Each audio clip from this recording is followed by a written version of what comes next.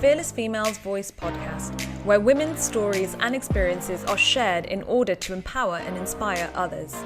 On this episode, I am joined by Sonja Graf. I recently had her mum, Elisa, on the podcast, and she spoke so highly of Sonja that I had to get her on. Sonja describes being fearless by having a counterphobic attitude. She seeks out her fears in order to actively work on and overcome them. Sonja has had many interesting life experiences. She has lived in multiple countries on her own and adapted to new cultures and societies. Through this, she has developed a strong self-love and relationship with herself, which she runs us through. During this episode, Sonja talks about developing a relationship with her fears, how she overcomes them, her experiences of living in different countries, her love for India, and most importantly, her love for herself. I found so many connections with Sonja whilst talking to her, and she has had a great mindset and attitude towards life. I love speaking to her, and I'm sure you will enjoy the listen. So without further ado, let's get stuck in. So what does being a fearless female mean to you? So it's a really interesting question because I wouldn't consider myself a fearless female. And it's funny because I'm pretty sure my mother had the same answer to that. But what I thought about when I listened to your interview with her is actually, I'm not fearless at all, but I am counterphobic. So I have an attitude towards my fears. I get very close with my fears. I develop a rapport with my fears. And then they actually kind of direct me towards all the most interesting things in my life.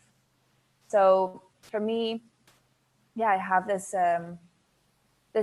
view that basically all the good things hide behind my fears. And so if I approach them, if I go towards them, I end up having really amazing, beautiful experiences and encounters. And then, of course, the more that I do that, the more assured I am that that's actually the case. So I think that would be kind of my answer. So I'm counterphobic. I'm not fearless. I like that. That's a very unique answer. I haven't heard that one before. And it's so nice to have a healthy relationship with your fears, because that's one of the ways which you will kind of tackle them head on and get over that and come out the other side, as you said, in a great environment and learning something new. So can you talk to us about some of these fears that you have tackled?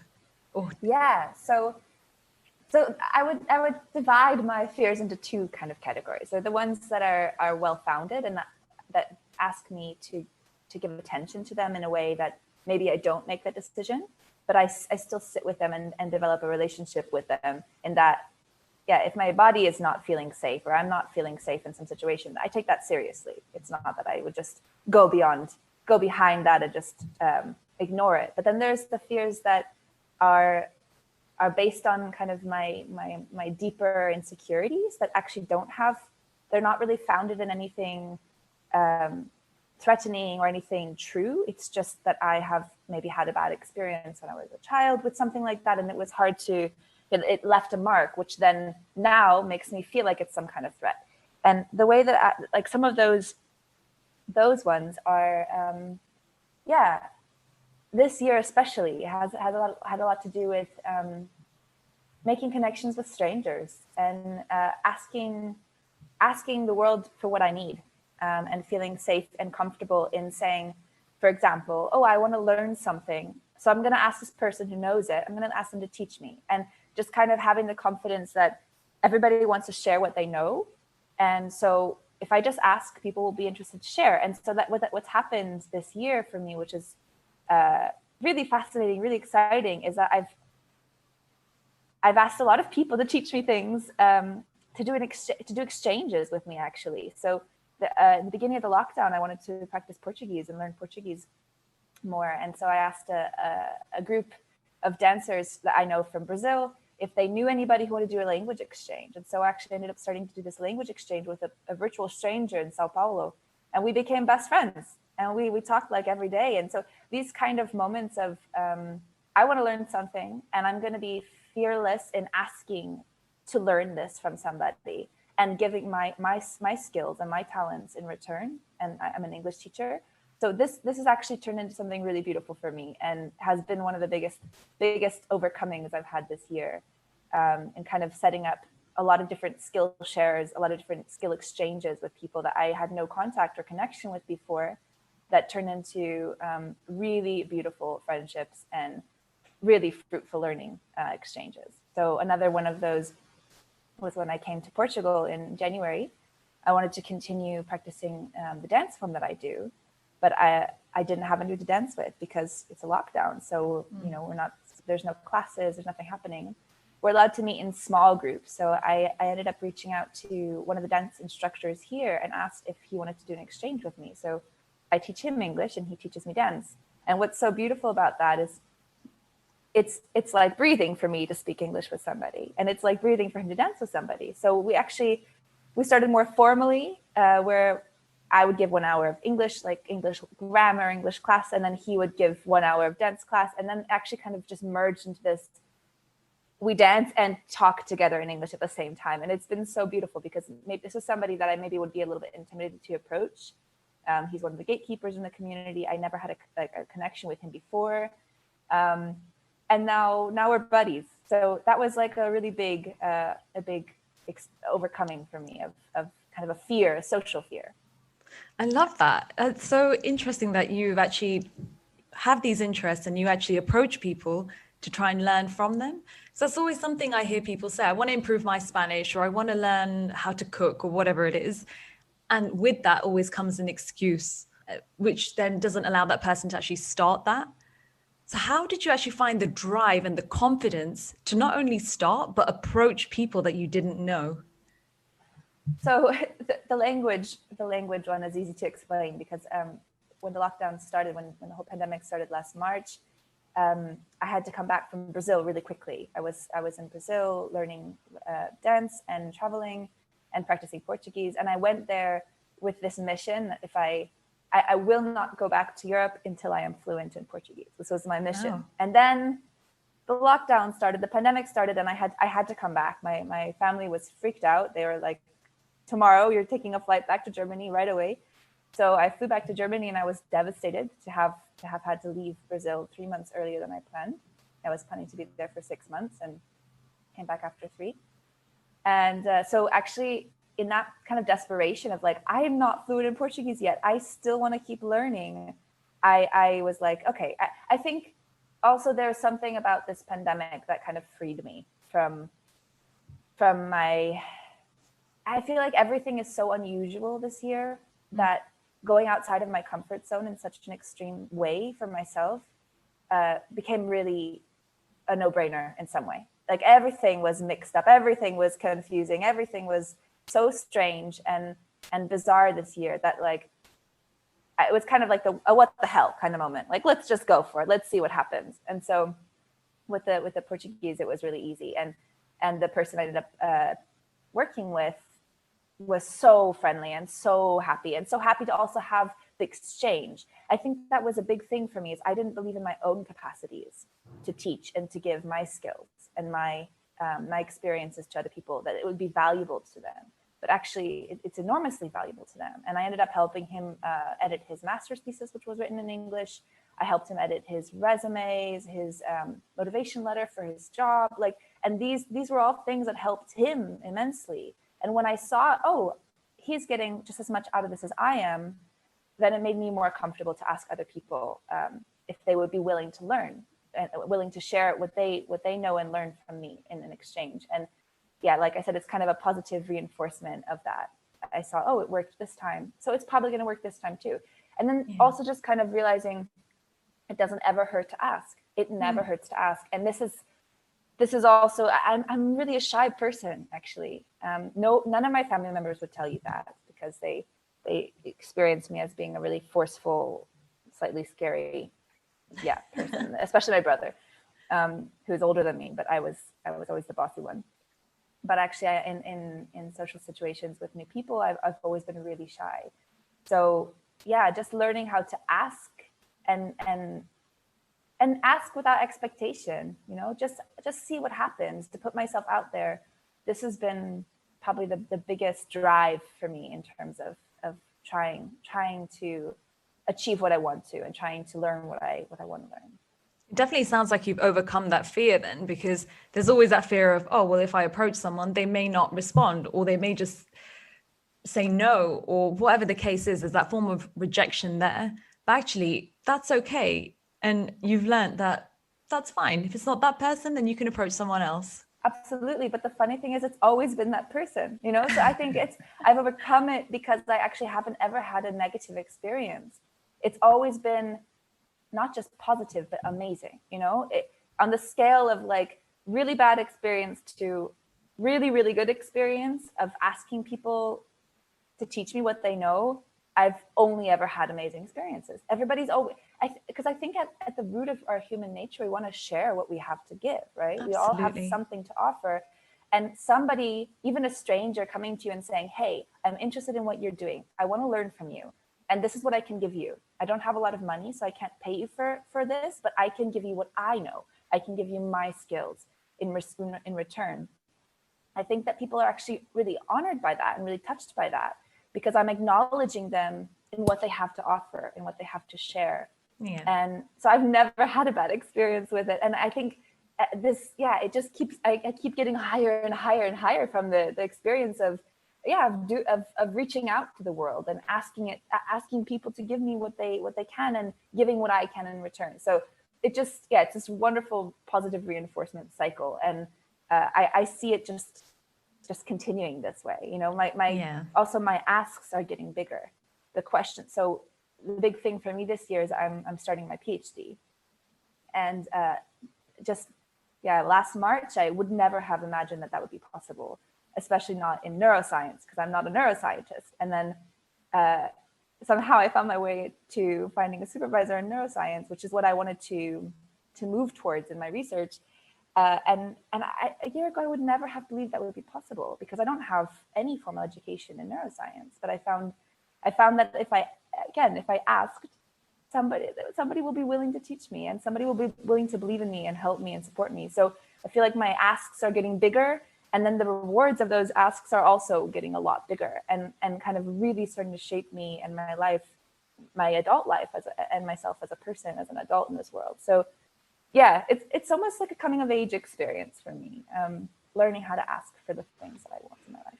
I love that. It does definitely sound like the confidence grows as you're asking more, receiving more. So that's really nice to hear. And you mentioned that you were in Brazil last year when the lockdown started. You're now in Portugal. You're actually based in Germany. So it sounds like you've done a fair bit of traveling around. So can you talk to us more about your travels? Yeah. So it's so funny when people ask me, oh, where have you traveled? I feel like I haven't traveled that much, because in the end, I end up living in a lot of places, but not so much traveling. So I grew up in Northern California. And then when I was 14, my parents moved to Germany. So California, Germany. And then I was really unhappy living in the countryside in Germany. And my parents had brought me for 2 months to India when I was 15, to this intentional community in the south of India called Oroville in Tamil Nadu. And I really loved it there. I felt really free there. I had the first tastes of independence, you know, and I really liked it. It tasted really good. So when I went back to Germany 2 months later, and I wasn't in school there. My German wasn't good enough to go to the normal gymnasium. So I had been homeschooling for 2 years, and I was just starting to feel really frustrated living in the countryside in Germany. And all my friends were a little older. They had all gone off to college already. So I was kind of alone. And it wasn't out of a desire to like experience the world or travel, but I ended up somehow convincing them to let me go back to India by myself and live there and do my last 2 years of high school there. So it's funny, like all of the kind of cultural experiences I've had living abroad, they've all kind of happened by accident. I feel like I haven't done a lot of intentional planning of my trips. Like, oh, I really want to go to Myanmar and learn about Theravada Buddhism. Like it was usually just like, oh, let's just go to, like, let's happen to end up there, you know? And so yeah, basically I went to high school in India for the last 2 years of my education. And then I moved to Amsterdam for college. And again, it wasn't because I was like, oh, Amsterdam is where I want to be. It was just that was the college I was drawn to. And I actually didn't have an amazing 3 years there because the weather was really dark, and I struggled a little bit as a Californian with kind of rainy, cloudy, windy weather. Yeah. And living in a city for the first time. It's my first time like really living in a city, even if it's a tiny little cute city. It was still very like paved and concrete, and I'm much more of a nature girl. So yeah, and then after Amsterdam, I traveled for a year. That was kind of maybe my first intentional, I'm gonna go travel now and have an experience of the world that's not related to my studies or, you know, where I'm living.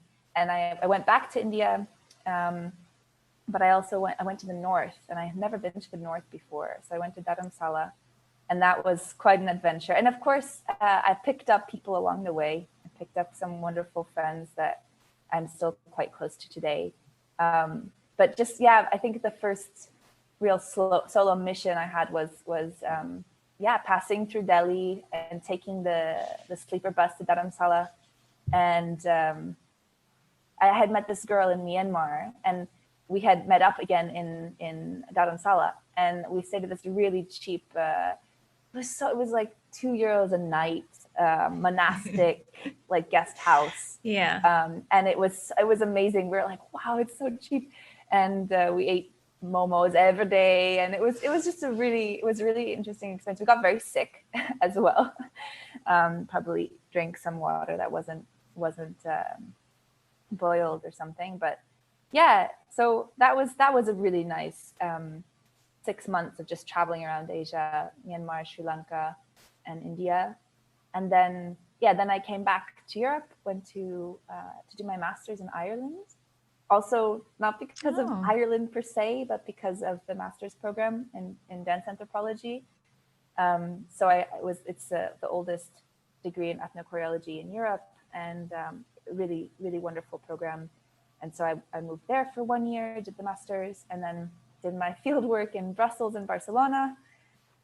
So I haven't necessarily traveled as much as I've just lived in a lot of places. And sometimes I feel like I can't really take credit for that, for those experiences in some way. I think that's a little bit silly to say, but because they all just kind of happened to me.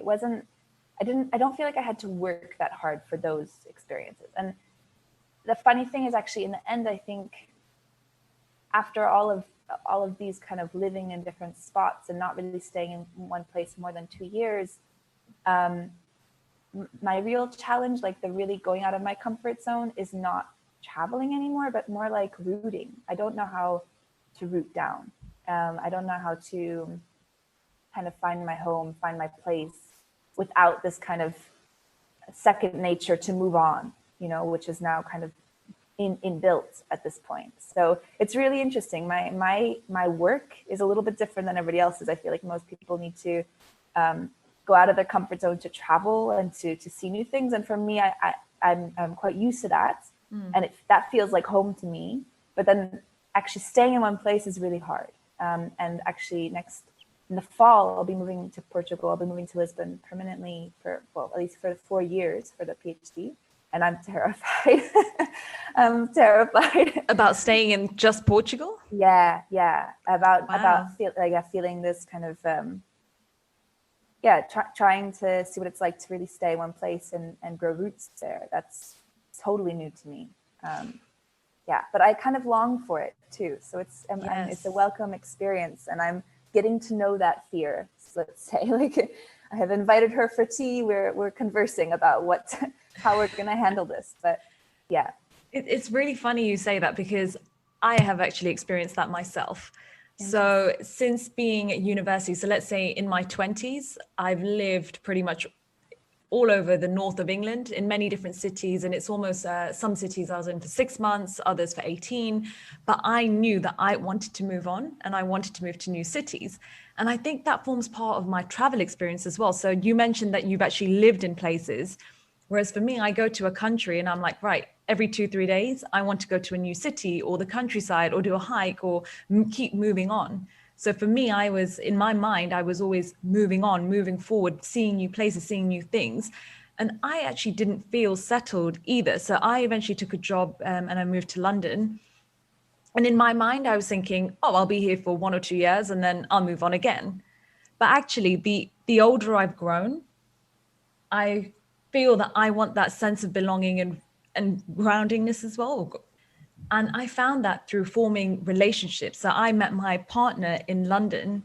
And since then, we're both aligned to what we want. But we definitely know that this is going to be our foundation and this is where we want to stay.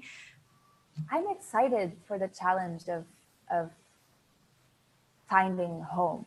Like I feel like I've been wanting that since I left California. I just didn't have, it wasn't the right moment for me to find it. And so it's exciting. It's like, I wonder where I'm going to end up or where I'm going to end up. Maybe I won't stay in one place. Maybe I'm not the kind of person who's going to stay for the rest of my life, but maybe, you know, maybe for 10, 20 years, I can imagine myself rooting down somewhere. And yeah, and I'm a community person. I've grown up in intentional communities my whole life. We lived in a Caucasian community when I was a kid in California, and in Germany, my parents live in an eco-village, and in India, this community in Orville. So I also want to build a community one day with some friends of mine, you know, like create a space where, where I think I will find home where I build home, you know, and I actually really want to also build my own home. Like I love carpentry. I love doing stuff with my hands. And so at some point I actually do really want to build my home. And I feel like when I connect more with a project that really keeps that needs a place, then I will find that place, you know? So I don't feel like it's going to be a big issue in my life that, oh, I can't stay put or anything like that. I've been afraid of that in the past, but actually also this year I've been realizing, no, I'm living like this right now because this is how I'm supposed to live. But there will be a moment where I find something else, and then it will be that, and I'll focus on that. And so, yeah, I feel like I have a bit more perspective on that now. But to be very honest, I think Portugal is really not a bad place to settle down. So yeah, I mean, you've got 4 years there anyway, so who knows? That might be a bit longer. Yeah, we'll see. Maybe I meet somebody here and I stick around. Exactly. Yeah. You never know. No, you never know what's to come. And you mentioned earlier that you went to India and you felt quite drawn to the country. So you traveled there, you also studied there. Can you talk to me more about your connection with that country? Absolutely. I found Indian culture kind of chaotic and colorful and intense. And I just fell in love with that. So it was like, I had this feeling when I was living there as a teenager, that I was in this perpetual like summer camp. You know how when you're a kid, you go off to summer camp and you sleep in a place with all these other kids and you run around in the fields and you play games and you throw rocks and whatever. And it felt like I was given kind of a second childhood somehow by moving there, because I just the 2 years living in this beautiful little township in Orville, which was I can't say I could consider it really true India, you know, because it's an international community. So about half the population there is Tamil, and the other half come from all over Europe, all over the world. Yeah, it felt like everything was possible there, like in a negative way to some extent, because there was, you know, the bureaucracy is really complicated. Getting my residency there was really a hassle. We have a joke that, yeah, when you go to the regional registration office, you have to prepare to bring like a barcode that the Queen gave you or some code from Mars, because they're going to ask you for something so random that you didn't prepare to bring. They asked me for like my passport when I was 1 year old, you know, like, and of course that's not it's not necessary, but they're just trying to make sure that they have everything in place. This chaos is like what makes India so special and so beautiful. It's wild and everything is possible, and it's funny. It's like, if you know how to work within the bureaucracy and you know how to work, how to go with that, to go with the flow of things there, then you can do anything. In Germany, there are so many rules and regulations. It's like you can barely accomplish anything. So India is like the opposite of this. I don't think you can have two more opposite countries and two more opposite kind of cultural feelings. Yeah, I was really drawn to that freedom and that chaos and that feeling, this kind of wild feeling there. Of course, when I moved there, I just became so attached to the people as well, to my, the people that I met there. Like, they're still my best friends today. And everybody was so welcoming. What was so amazing, and I feel like I'm kind of going to be drawing a little bit on some stereotypes now, so apologies for that. But what was so amazing is that you had this feeling that even in the most rural villages where they don't have that much, that they're still going to offer you what they have. They would still offer you to come and eat with them, even if they don't have that much, and this is something that was so different for me. I'm used to American culture where everybody wants everything. They have, they have so much of everything, and then it's mine. It's all mine. I'm not gonna, it's I own this. I deserve this. I worked for this. This is mine. And there, it's like they don't have that much in some places, but it belongs to everybody somehow. So, and that was really, really touching. And as you were saying before, like, there's something about traveling abroad and experiencing totally different ways of living that changed the way you look at all cultures as being part of this kind of human family, and everybody has their own way of doing things. It doesn't mean one way is the right way, one way is the wrong way. It just exposes you to difference. It just completely reshapes how you view everybody and everything. Everybody has a place in this world, and if you grow up with just one vibe around you all the time, one mentality, one ethnicity, all of these, lack of diversity, then you get really attached to that. You think that this is the world, and then you miss out on a whole perspective it's a very one-sided perspective. So yeah, for me it was really, really important to go abroad. I think I confronted some of my own biases about other cultures that I wouldn't have confronted otherwise. And it just opened the world up to me, and I feel like India was such an extreme example of that. I could have maybe gone to Spain and it would have been like a nice middle way between chaos and European structure, but no, India was like just completely opened me. And yeah, I'm always going to be grateful for that experience, for those 2 years. They're very special 2 years of my life, and I still feel very connected to India. Every time I fly to Chennai, I cry. Like it feels like I'm coming home somehow, even if it's not my home anymore. But I feel very connected. And also the land there, the nature in that area in Tamil Nadu, I never felt so like part of an ecosystem, so part of the nature there. There's this red dirt there that you walk barefoot on it and your feet are stained for days. And I love that's my India experience. I love that. You're making me want to go there. I actually haven't been to the south of India. And where have you traveled in India? So I've been to Mumbai, Delhi, the two standard places, done some of Goa. Big cities. Yeah, Goa. And then I did Rajasthan as well. So I did a few cities in that region. And that's about it. I've only ever been to India twice, but I loved it and I cannot wait to go back. So yeah, but it's really nice that you actually had a completely extreme, different version. It's like a culture shock almost going to India. So you went from one extreme to the other, thrown yourself in the deep end almost, and just loved every moment.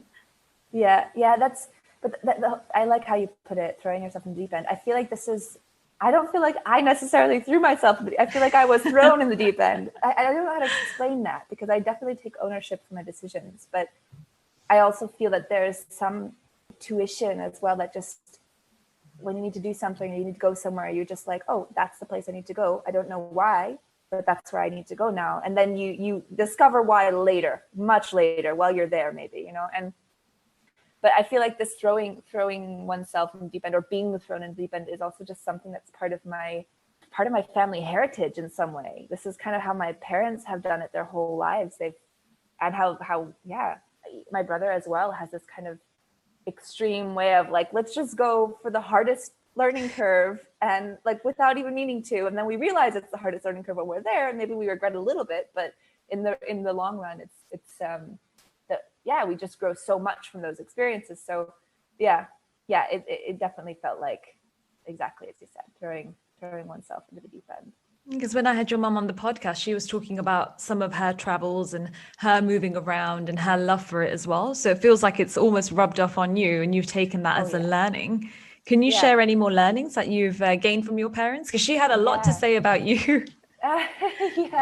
So both of my parents are so unconventional in the way that they've chosen to live their adult lives. And I cannot be more grateful for that, because it's completely shaped how I make decisions in my life and what I feel is possible.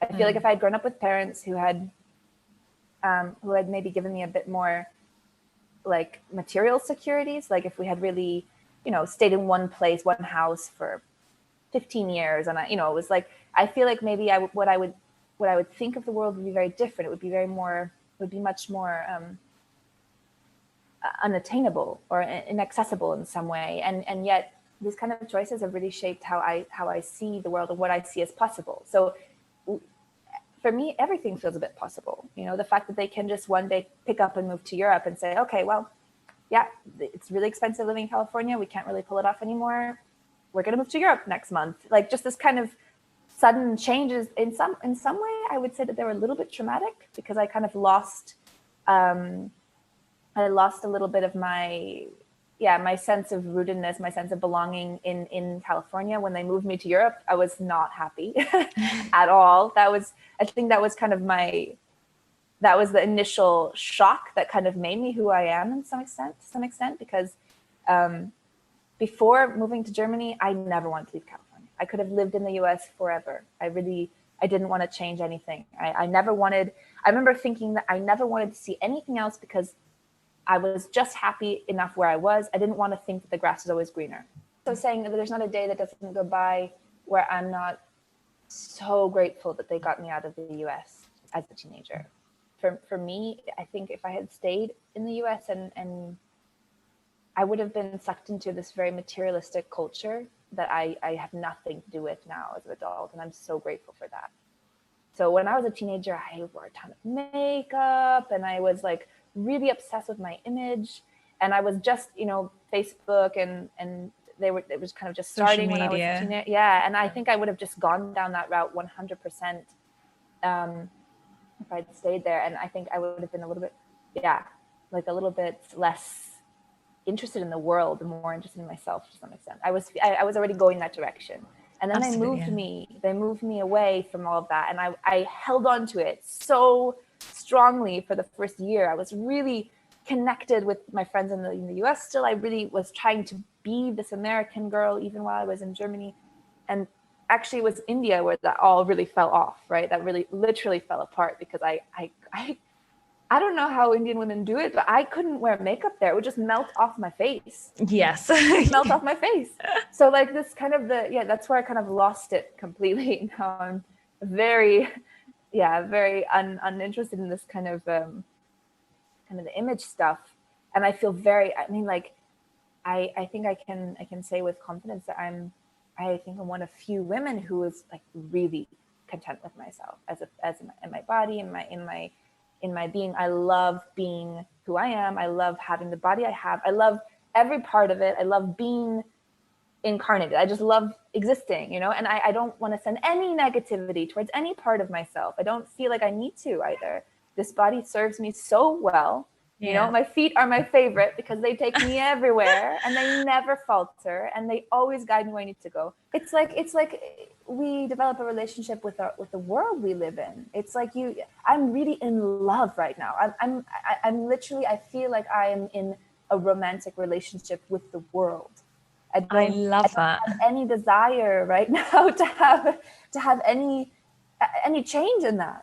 If the world brings me some friendships or relationships that are meant to be in that moment, then amazing as well. But I am already at 100%. Everything else is just bonus, Yeah. So it's developing that relationship with being in love with everything you're doing I'm completely in love with my projects, like 100% in love with my projects. So that's like, very filling in some sense already.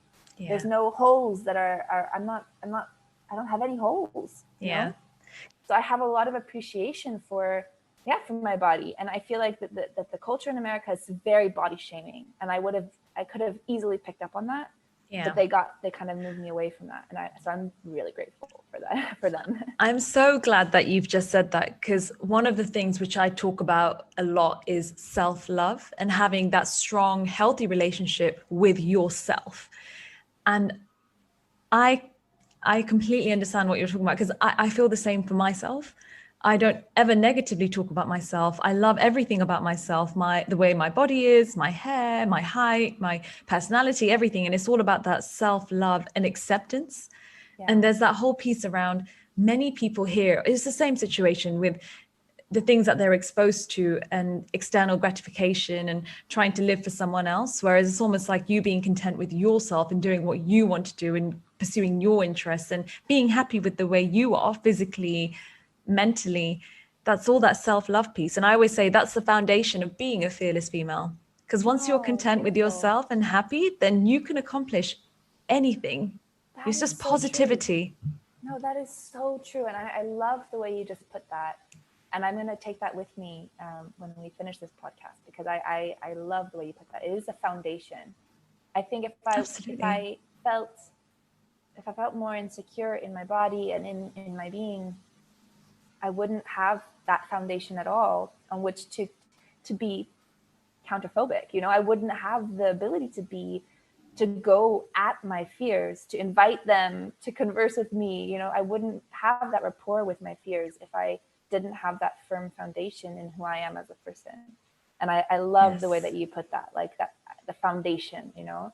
So yeah, I completely agree with that. And what's really interesting is I can't really say how I've overcome those insecurities, because I definitely had them as a teenager. But I really would say it's a cultural thing this way. And because I wasn't always like this. Really, the difference between when I was a teenager in the US and now, and the only thing that can really make me feel like maybe I can understand it is that I was removed from any one culture long enough that it could, like, those norms could seep in.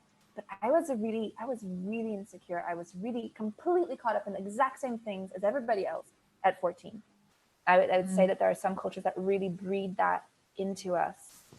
And somehow not identifying with any one culture, not being part of one culture anymore has freed me so much from thinking about those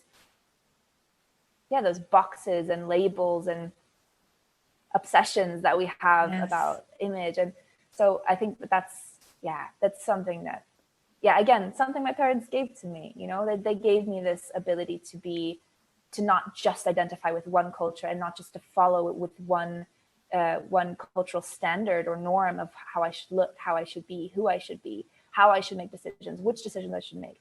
I feel like they've just completely, in the opportunities that they've given me as a child, as a young adult, and just as role models in my life, my parents have set me free in so many ways. And it's a pay it forward kind of thing. I want to make the spaces for other people to also have those cultural exchanges, those experiences that set them free as well. Yeah. Because as you said, it's like this positive, the more positive you get, the more it builds. So I really hope that that's something that I can involve in my mission and my work while I'm here in this world, that I can also make other young people, not just women, but everybody, kind of join in that positive loop. I agree. And that's what I want as well. I want women more so, because I can relate to that and I've seen it more in them, to have this self-love piece, because it's pretty much essentially freedom. I see it as once you have it, you are free. Free from everything. Yeah, completely. So can you tell us what's next for you? Oh, great question. So, as I said at the beginning of this interview, I'm starting my PhD in September, and there's a lot of fears and overcoming around that process too, because for a number of reasons. One, I think if I did have some insecurity that I still need to work on, it would be related to my intellectuality. I have like massive imposter syndrome, and I don't really know why. It could be something that I have just growing up as a woman in this world, where we're told there's certain things we can do and certain things we can't do. And so it's possible that kind of somewhere rubbed off on me. But even when I succeed and overreach my achievements, I still end up feeling a little bit like, oh, but there's somebody else who could be doing this way better than I can. And so in terms of like my work and my intellectual productions, I always felt a little bit insecure about this. So the fact that I'm going to be pursuing a PhD is like a big step for me, because it means, okay, no, I've reached a certain level in my academic success and achievements that I'm totally capable of doing PhD research.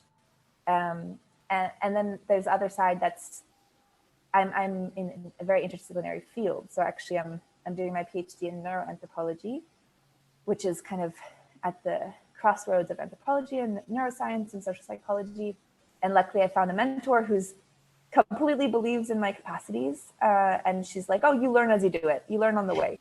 But yeah, so that's the next thing for me, is kind of continuing to overcome this challenge of, oh, am I able to do this? And am I able to learn a completely new field and produce doctoral level research in this completely new field? And can I convince people to give me funding for this? That's the next really big challenge. And actually I have a funding application due this week. So I'm hoping that I get one of these studentships. Thank you. Yeah, so my research is on social dance, which is another unusual topic, I feel, for a lot of neuroscientists and anthropologists. I'm really passionate about my research. I really love the topic. I wouldn't be doing it otherwise. So I'm really excited to start this PhD, and it's been in the process. It's been in the making for about 2 years now. So it's a really nice feeling, like, okay, I finally found the place to do it. I found the mentors to help me, and I have the resources now that I can do my work, So that's what's next. Yeah. I love it. And good luck with all that. It sounds amazing. And I want to know whether you're going to be staying there after your 4 years. So we'll have to keep in touch. Yeah, absolutely. I would really love to see how also the podcast develops. And I'm excited for you as well in your journey of creating a more positive world, especially for women. I think this is a really wonderful project. So I'll also be watching out for you. And thank you so much for coming on this podcast. It's been so nice speaking to you. Me too. Thank you. Thanks for having me. Thank you. Thank you so much for listening to the Fearless Females Voice podcast. Be sure to join our Facebook group called Fearless Females and stay tuned for the next episode. Bye for now.